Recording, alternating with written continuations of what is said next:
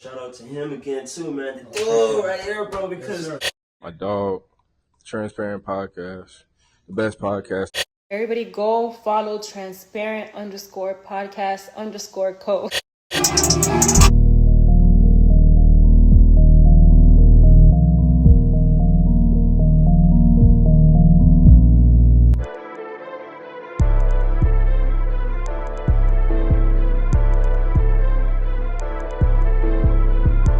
Living my best life, I mean the best life, and I hope she knows she lost the champion, little bitch, I'm trophy holding.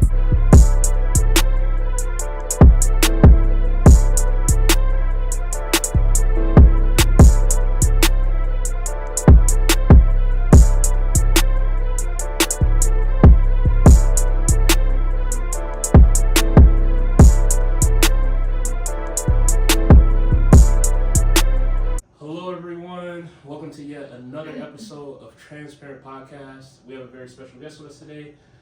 Could you introduce yourself, just let them know your name and then where you're from?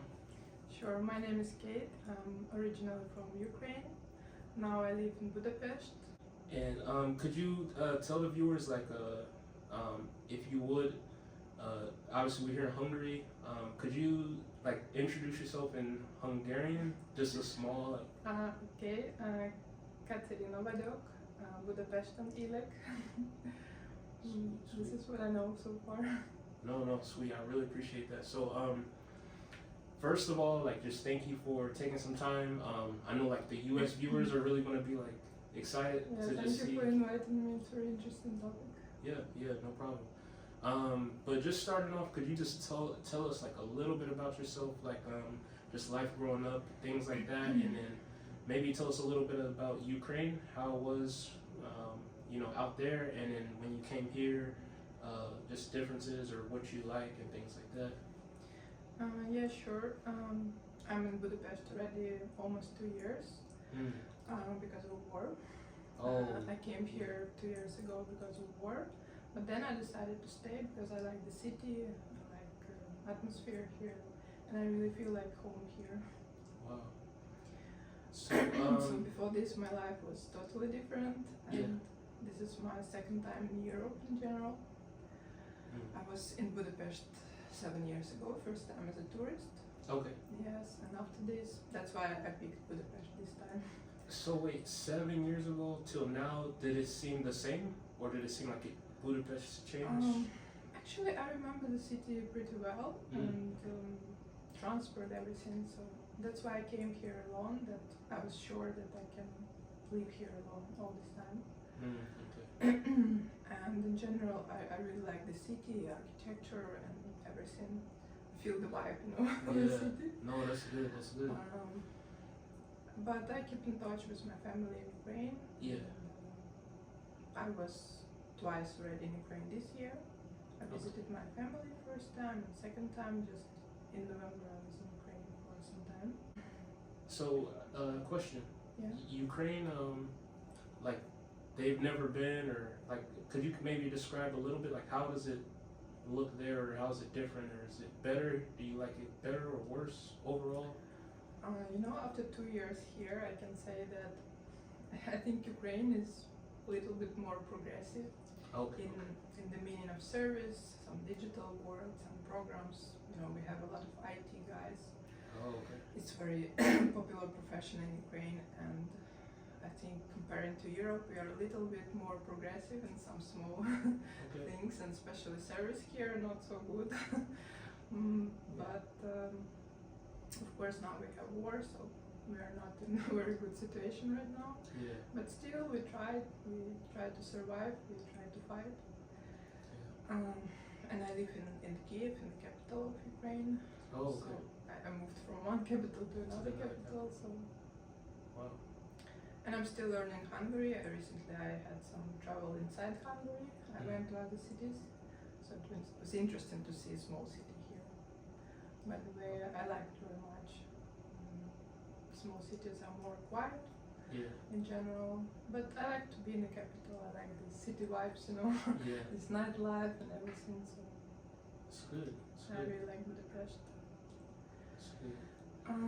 But before the war in Ukraine, of course, we had a lot of good places too. I mean, new monuments, new bridges, and everything. So we try to keep this right now. Yeah. Of course, we have changes, but we all hope for the better future. So. That's good, and I definitely hope that you know, everything that's going on, like civil war and all this stuff.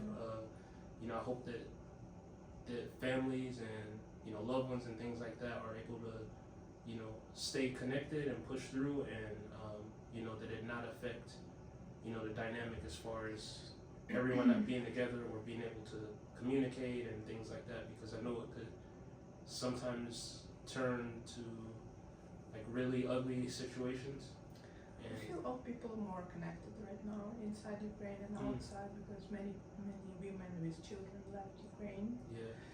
And they all now spread in different countries. But I feel that we became more united, more friendly in some meaning, because we help each other. Every time when I come back to Ukraine, I feel that this difference, you know, Wow. in society, that we maybe care more about each other, about children and Yeah. people who need help. That's good. So using everything that happened as a positive to or Yeah, some positive to bring changes, more yes, I think. unity. That's good. That's good. Well, I really appreciate you touching on that. I wanted to ask a few questions when it comes to like relationships, things like that, of course. So starting off, I wanted to ask you, when it comes to like dating and finances and money and things like that, do you feel that like a guy should be, I guess like the one that's financially like responsible as far as like paying for dates and things like that, or do you feel that like when you're dating someone it should be more of like half or 50-50, or like what is your kind of take on that when it comes to like paying for things and the guy's role? And you know, when I was in Ukraine, I heard about this European tradition to share the bill. Yeah. But when I came here, I never faced this with my relationship. And in Ukraine, we don't have this tradition to split the bill. It's more natural that when the guy pays for everything during the date and inside relationship. So here, I think I had only one situation when the guy in the end of date, he offered me to pay separately. But I asked him, like, are you gentleman? So he paid anyway. So it was a funny moment because he warned me before the date that he's saving money for something, some goal. But we were in very simple cafe, I mean, just lemonade, so I thought he would be a gentleman and he will pay. But in Ukraine, I think it's more natural when a guy pays, and when he offers to split the bill, it's like a red flag for girls. That's not so good. Wow. So wait, all right, let me cut you up. But speaking on that, like, could you go right into like red flags and like what? Because obviously, like you said, that may be a red flag as far as like with the bill and things like that. But what else would be just in general red You mean flags? for girls? Yeah, that you notice, or what girls think are like, if a guy does that, it's a red flag to the girl. Well, I think when a guy tries to control me or criticize me, it's definitely a red flag, especially when we just start a relationship or dating. Yes. Sometimes here, even I had such situation when a guy tried to check my phone, for example. I think it's very personal information, and we just started a relationship, so it's too early, you know, to check phones. So, but yeah, some guys, some kind of nations, I mean, different nations, they try to check messages and photos, something.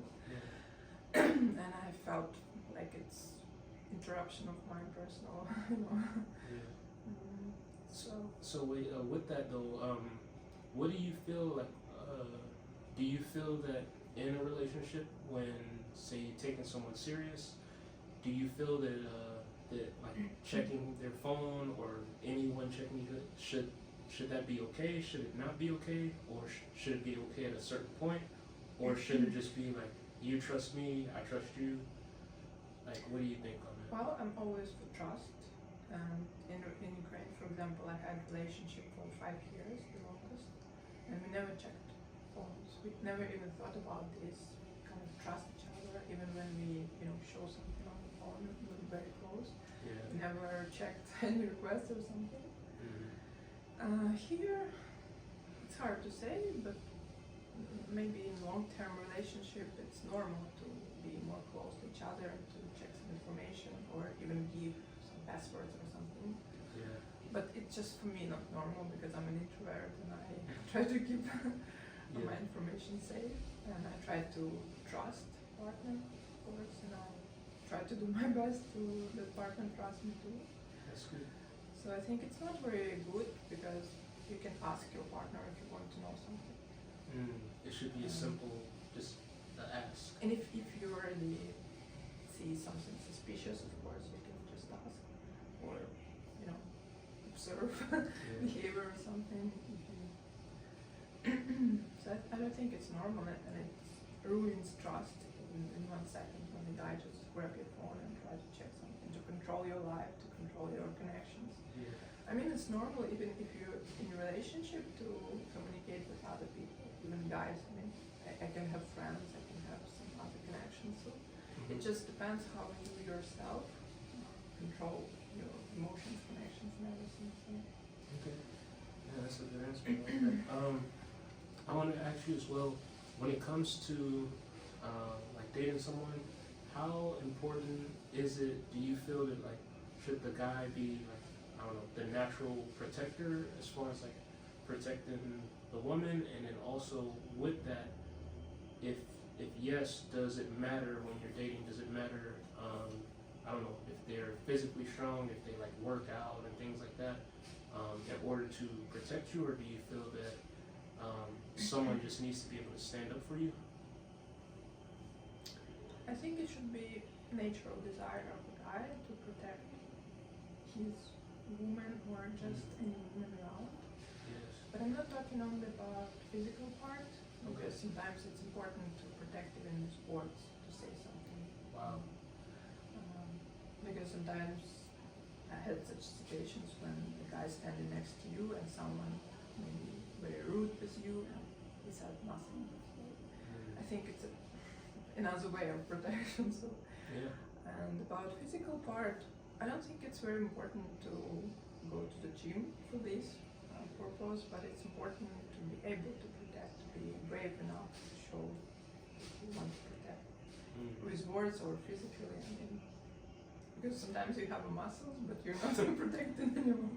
Yeah. You're just scared or avoiding this. This is important, I think. Wow, that's really good.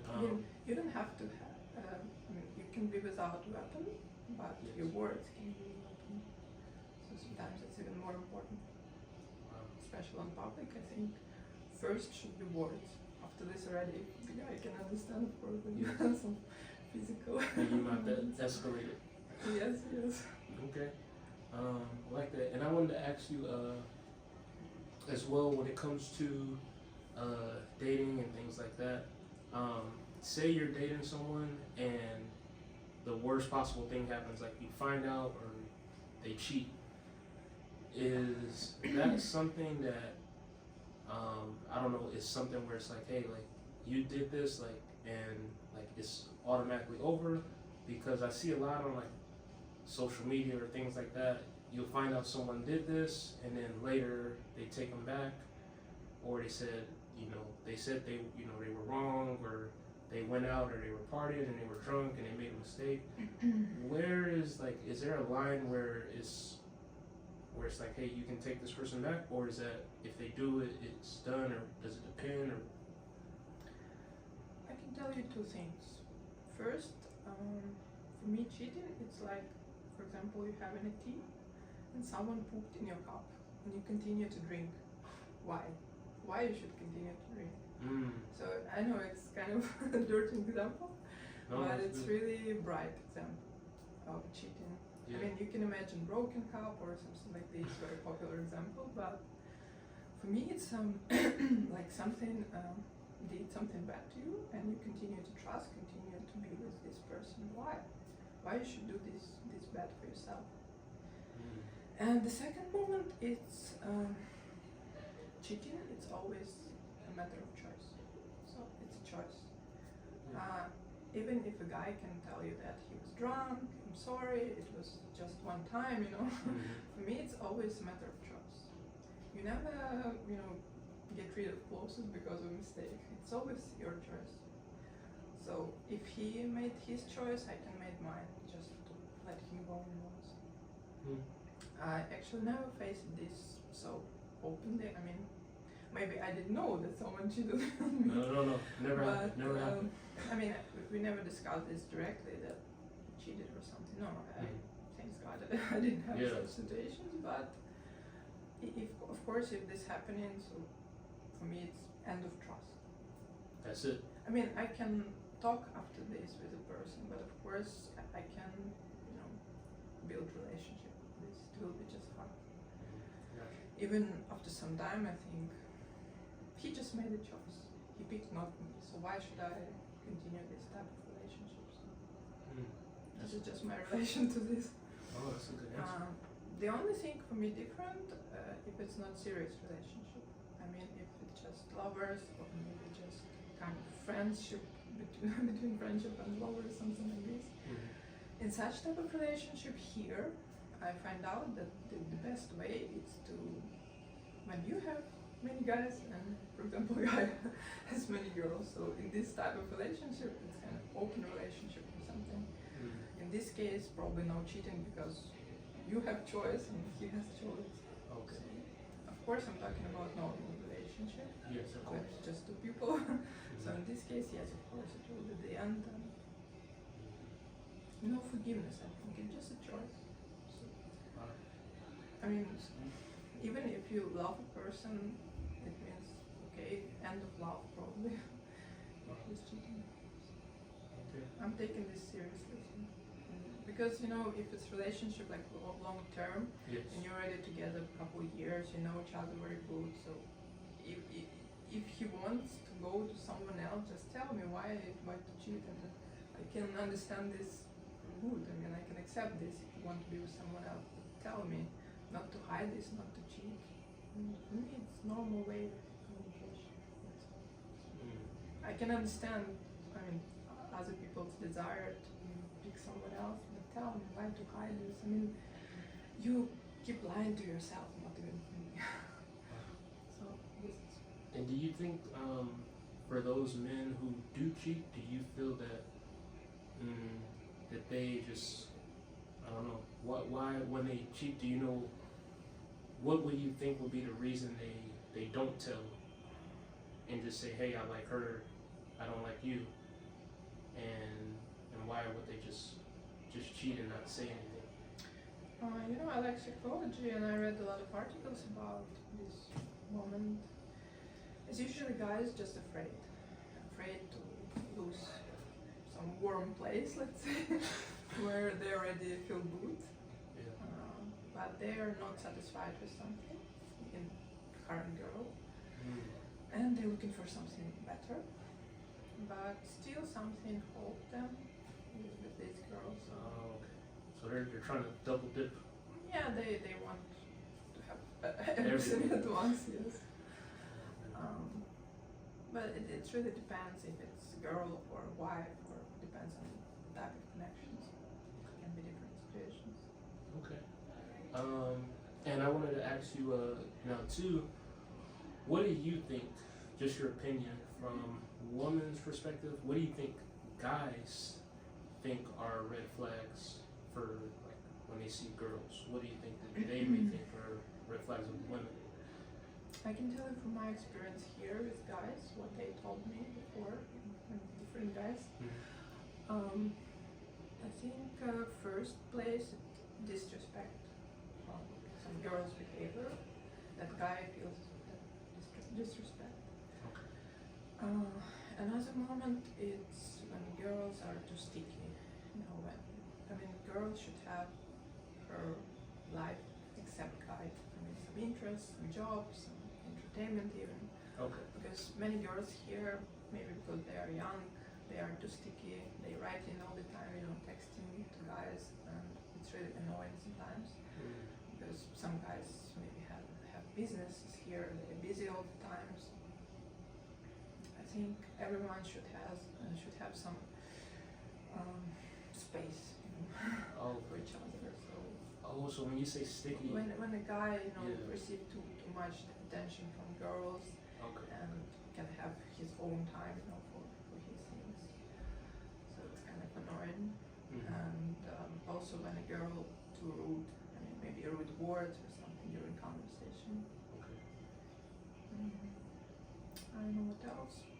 But when you say, I want to make sure I'm clear. When you say sticky, it's kind of like clingy, or like No, they're no, just I mean doing that the stuff girl they shouldn't. pays too much attention for a guy. Maybe she's calling all the time, texting all the time. So Okay, he can breathe, okay. So she has to entertain herself even without guys. So Got it. sometimes girls dive too deep into a relationship, into guys there. For example, here I heard a lot of stories when girls moved from different countries here with a guy, and they have relationship, and just they moved here, the relationship ended, and the girl feels very lonely. She don't know what to do because she was too involved in this relationship, and even if she has a job here, she feels lonely, she feels abandoned, so she needs someone, to entertain her. And many situations, many stories like this when girls don't know what to do without the guy. This is important. To have some other life, some interest, to be interested in yourself more than in some other guys. I think it's really healthy habit for everyone, actually, even without relationship, Yeah, not to follow guys all the time, so not to be a hunter. have something But be to focused do. on your life, your activities, sport, everything. Here, a lot of things interesting, except guys. So you can always find something for yourself. That's good. I like that answer. Definitely don't want to be overly just Yeah. needing that attention like all the time and have nothing to yourself. Yeah, one guy told me that it's good when you feel that a girl is not available.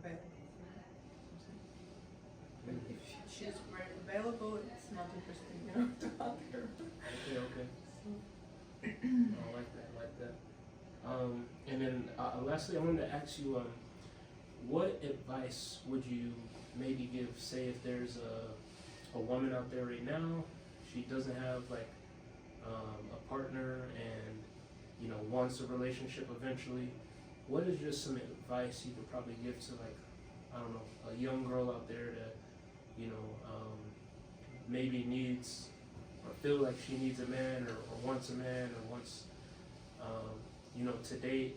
Obviously, like, the guy will probably approach her or come to her, but like, what is just some like advice you can give her as far as like before she gets into something that maybe might help her not go down a bad path of bad guy after bad guy after bad guy before it even gets to that point?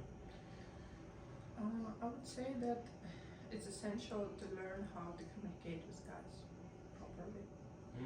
So I still learning by myself. And even when I was in Ukraine and I attended some speed dating events, if you know. So I attended it, and one of my goals was to learn how to talk with guys normally, because I made a lot of mistakes before and still probably doing. So it's essential to understand each other, to understand guys in general, because they are different from women. So I think especially younger girls, they don't know at all how to communicate. I heard here that here's some kind of tendency that girls don't want to answer texting.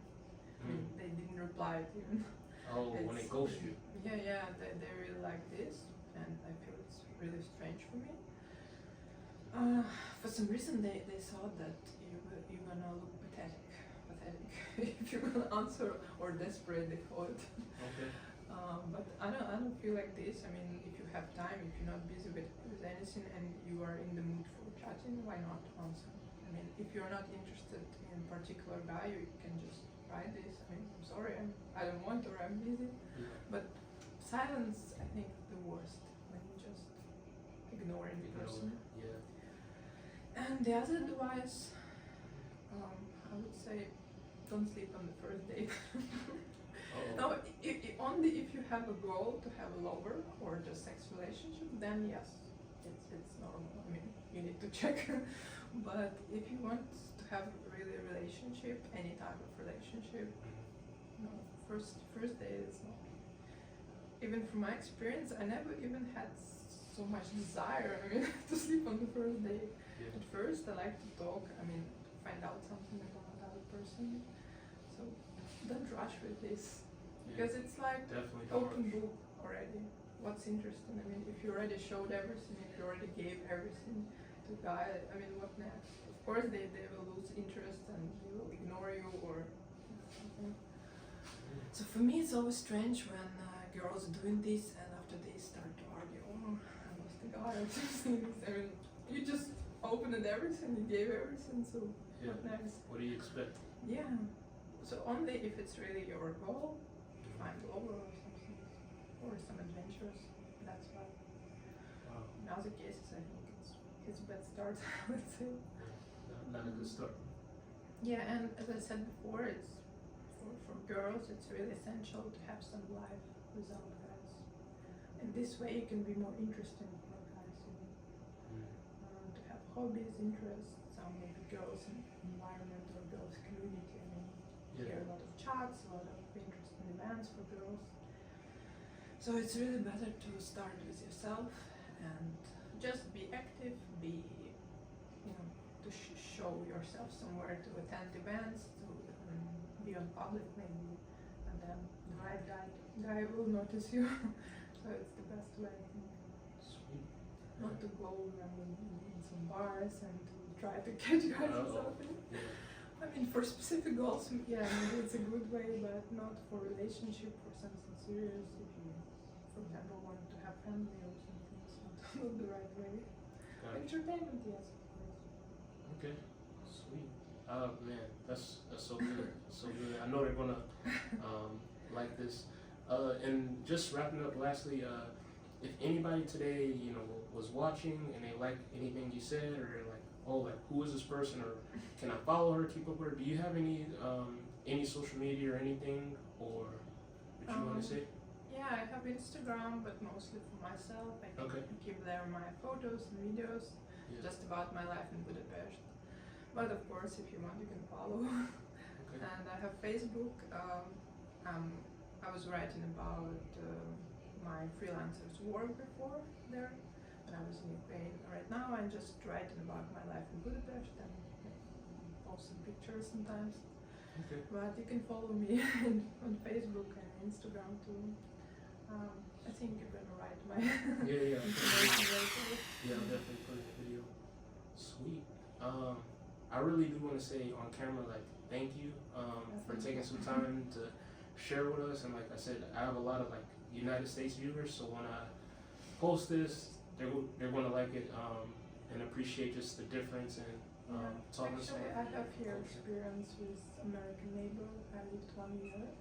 Oh, wow. I mean, I lived in one apartment. He was my neighbor. So Okay. I communicated with American people. I like that.